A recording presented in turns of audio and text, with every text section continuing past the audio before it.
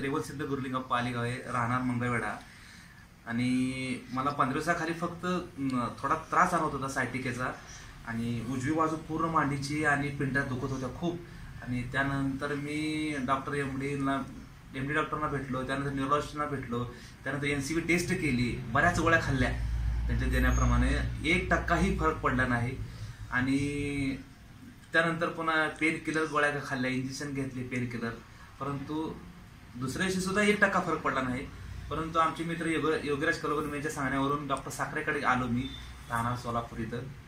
तर त्यांच्याकडे आम्ही लेझर ट्रीटमेंट घेतली आणि अक्षरशः फक्त 5 मिनिटामध्ये माझी कंडिशन नॉर्मल झाली. मी सध्या काल रात्री मी झोपून जेवण केलं, मला बसता येत नव्हतं आणि सकाळी तर मला आंघोळ करता येत नव्हती, कंडिशन बेकार होती. आता मी सध्या आता 2-3 वाजले, तर आय एम ओके.